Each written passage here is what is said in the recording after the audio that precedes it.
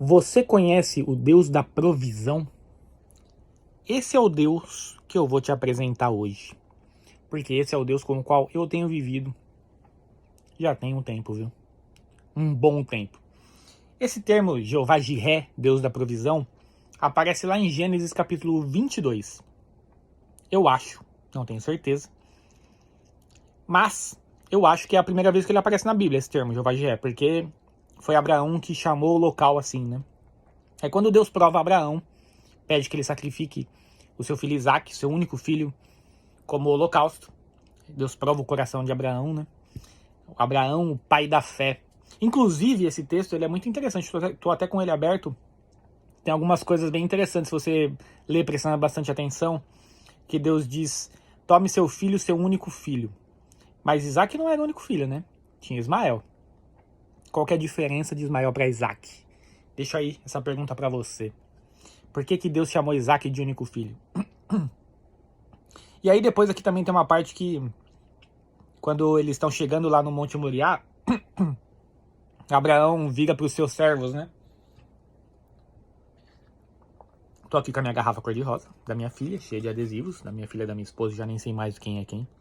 De quem são as coisas aqui nessa casa, né? Mas enfim.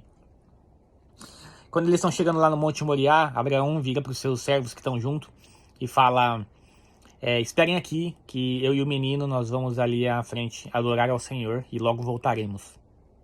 Engraçado ele falar logo voltaremos, né? Porque ele está indo lá sacrificar o Isaac.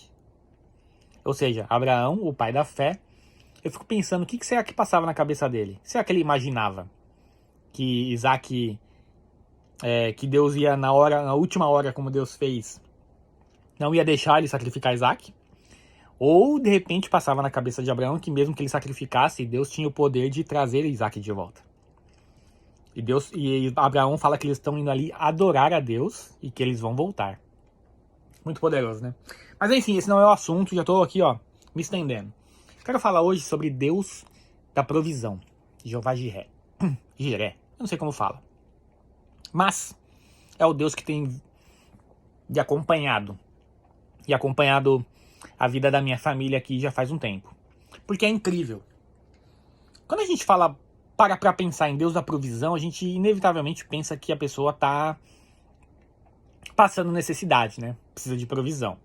Escassez. Aí que tá.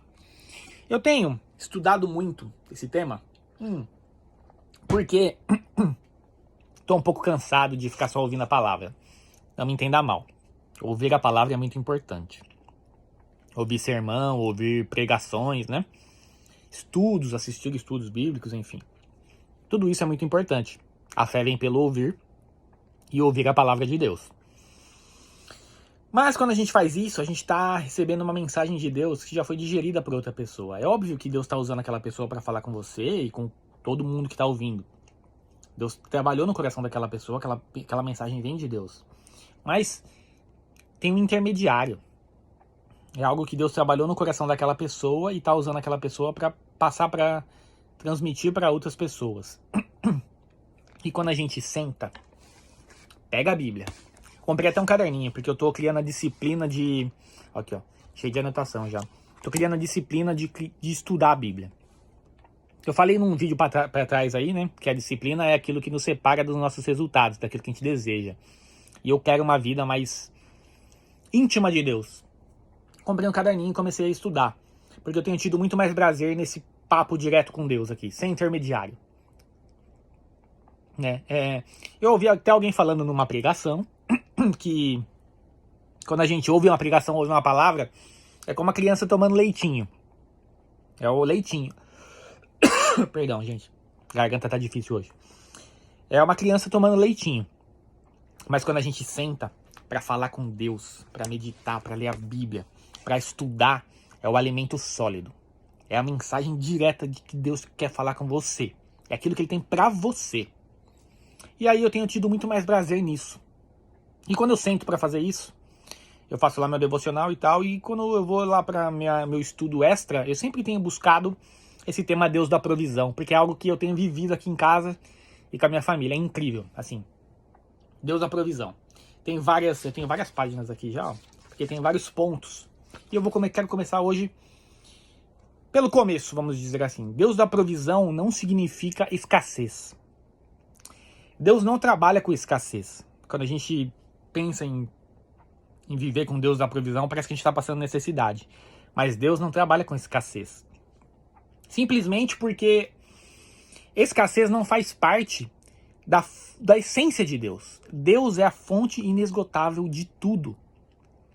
De amor, de graça, né, enfim, misericórdia. Ele é a fonte inesgotável de tudo. Então, não há como ele trabalhar com escassez. Nem na sua vida, nem na minha, nem na nossa, de ninguém, porque Deus não é isso. Agora, o Deus da provisão, ele trabalha em abundância, mas abundância na medida certa. Eu acho esse termo sensacional, eu gosto muito desse termo. Abundância na medida certa. Por quê? Porque Deus também não trabalha com desperdício. Saca só. O que é abundância na medida certa? Eu comecei a pensar, porque, por exemplo, quando a gente está com Deus da provisão, a gente não consegue acumular coisas. Não consegue acumular recursos, guardar, armazenar. Por quê? Quando você está vivendo com o Deus da provisão, se você tenta guardar, reter os recursos que Ele está te dando para você gastar, não estou dizendo que é para torrar, não. Eu estou dizendo que é para você gastar da forma apropriada. Ele está te dando aquele recurso porque se você segurar esse recurso, você está dando uma prova que você não confia que Ele vai prover amanhã de novo. Então, Deus te dá o recurso, que é o recurso que você precisa. Aí você fala, eu vou tentar me espremer para viver com metade desse recurso, eu vou guardar a outra metade, porque eu não sei como vai ser o dia seguinte, não sei como vai ser a semana seguinte, não sei como vai ser o mês seguinte. Mas se você faz isso, você está provando para Deus que você não confia que Ele vai trazer a provisão do dia seguinte, da semana seguinte, do mês seguinte. Ele te deu aquilo porque é o que você precisa para agora, na medida certa. Não há desperdício, não há acúmulo quando você está com Deus da provisão. Você tem que ter a fé em Deus e não no recurso. Eu estou vivendo no Deus da provisão há tanto tempo, e eu já tive tantas provas disso na minha vida, na vida da minha família, que se você virar para mim hoje e falar assim, você quer continuar vivendo com o Deus da provisão que você tem provado na sua vida há muito tempo, ou você quer aqui, te dou agora um bilhete premiado da loteria com dinheiro para você viver o resto da sua vida, você, seus filhos, seus netos. Eu escolho ficar com Deus da provisão. Porque a palavra nos ensina que a nossa confiança tem que estar em Deus e não nos recursos. Os recursos são finitos. O recurso que o mundo te dá não é confiável, ele apodrece. Ele enferruja. Ele estraga. O Deus da provisão vai estar na sua vida todos os dias, sustentando com abundância na medida certa. Por que eu digo isso? Quando eu ouvi esse termo, cara, o vídeo de hoje vai ficar gigante. Quando eu ouvi esse termo, eu me lembrei logo da passagem lá em 2 Reis, da viúva que pede ajuda para Eliseu. Então, o marido dela morreu, e aí ele deixou muitas dívidas. E os credores começaram a bater na porta dela para levar os filhos dela como escravos e servos como pagamento da dívida. Então a viúva corre para Eliseu pedindo ajuda. Eliseu fala assim, o que você tem na sua casa? Ela responde, eu tenho só um pote de azeite. Gente, eu tô falando de cabeça, tá? 2 Reis, capítulo 4, se eu não me engano. E aí, ela fala assim, eu tenho só um pote de azeite. E aí ele fala assim, então você vai passar na casa dos vizinhos, das vizinhas, seus amigos lá, enfim, próximos, né? E você vai pegar a vasilha, todas as vasilhas que você puder com todos eles, vai para sua casa, fecha a porta e coloca o azeite, enche todas as vasilhas com o azeite que você tem na sua casa. Tá bom. Ela seguiu todas as instruções à risca, passou na casa dos vizinhos, pegou as vasilhas, foi para casa, fechou a porta, ela e os filhos delas, e ela começou a derramar o azeite. Enquanto ela tinha vasilhas para encher, o azeite jorrava. Quando ela encheu a última vasilha, as vasilhas acabaram, o azeite cessou. Porque Deus não desperdiça também recursos. Olha que interessante. Ele deu para essa mulher. Por quê? Com o azeite que ela encheu nas vasilhas, ela pagou as dívidas que o marido deixou, e o que sobrou foi o suficiente para ela viver tranquilamente o resto da vida dela com os filhos. Porque naquela época o azeite valia muito dinheiro. Ou seja, Deus deu em abundância para ela na medida certa. Porque Deus não dá mais do que a gente tem a capacidade de administrar. E aí que tá. A nossa capacidade de administrar também é dada por Deus. Deus nos dá com abundância pra gente viver bem, mas na medida certa. Ele não dá mais do que a gente precisa e mais do que a gente pode administrar. E aí tem um detalhe que é o seguinte. Deus nos abençoa para que Deus nos abençoa, com essa abundância na medida certa, para que a gente seja canal de bênção para outras pessoas. Quando a gente entende isso, a gente não tem mais medo de faltar. E a gente passa a confiar em Deus. A confiança tem que estar em Deus e não nos recursos. E aí, eu volto para aquela questão de que Deus é a fonte inesgotável de tudo. Ele é a fonte inesgotável de tudo. E é esse tudo que a gente tem que buscar. Nós temos que buscar a abundância das coisas eternas que Ele nos oferece. Fé, graça, misericórdia, sabedoria, todos os frutos do Espírito. Porque quando a gente busca essa abundância, a abundância terrena, ela é consequência. Sabe qual é a prova disso? A história de Salomão. Salomão pediu sabedoria para Deus. Deus aparece para ele e fala: Salomão, pede-me o que quiseres. E ele pede: Senhor, me dá sabedoria, porque o Senhor me colocou de rei nesse povo, para administrar todo esse povo. Então eu preciso de sabedoria. Ele não pediu riqueza, ele não pediu poder, não pediu exércitos, mulheres, nada disso. Ele pediu sabedoria para administrar o povo. Então ele pediu abundância das coisas eternas de Deus. E Deus deu isso a ele e deu muito mais. Riquezas, mulheres, fama, status, deu tudo. Mas como consequência daquilo que ele buscou. E ele buscou a abundância das coisas eternas de Deus, da sabedoria de Deus. E a verdadeira prosperidade de Salomão não era tudo que ele tinha na terra, mas a suficiência que ele tinha em Deus. Quando a gente tem uma vida vivendo com o Deus da provisão, quando a nossa suficiência está em Deus, a gente aprende a viver com gratidão. Então olha só, cara, eu e minha família, a gente vive com o Deus da provisão já tem um tempo. Quando a gente acha que a coisa vai apertar, parece aquela provisão. E não é que a gente está vivendo apertado na necessidade, não, vivemos bem. Ele nos dá com abundância na medida certa. Nossa mesa está sempre farta, nossa casa está sempre com as contas pagas, temos uma boa casa, com bons recursos dentro dela. É uma boa vida.